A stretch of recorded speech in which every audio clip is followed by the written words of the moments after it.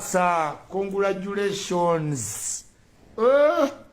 Teno Mike ya Lwasa tesaga ne wojizanira mamesamba. Teno Mike ya Lwasa tesaga nini abakazi batugamba simanyi Lwasa wakatini abakazi abagala Lwasa abafumutuka bavaawa muvaawa muwoza katini simanyera bijja kugwa mutia. Omusajja alinga atafanga buli kafa mu ggwanga erya Uganda alinga nge yali yabira beddanga tanaba kubeera ngaafa naye munnange Lwasa nno naye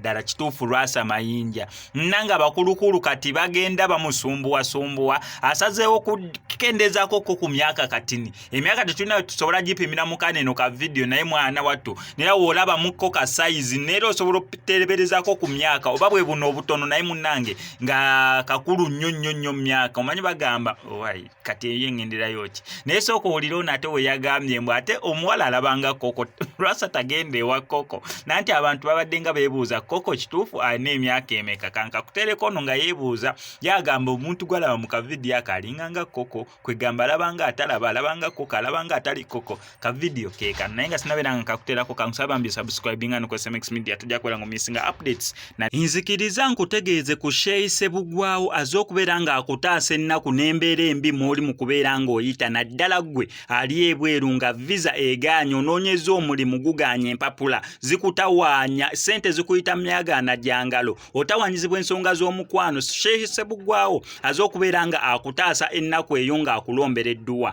mukubireko kwe ennamba y'essimu tojja kubeera nga wejjusa. Uncle Lwasa yategeera ekisolo kye bayita omukyala okitegeera naye ono nga ndabikidde nga koko wa mooti. Uncle Lwasa togoberera Doni Nassa kuba ndabanga akaana akabulaabulamu naye nga baaba abagagga n'obwana obuto bannange nze mbeego mengeri gye mukikolamu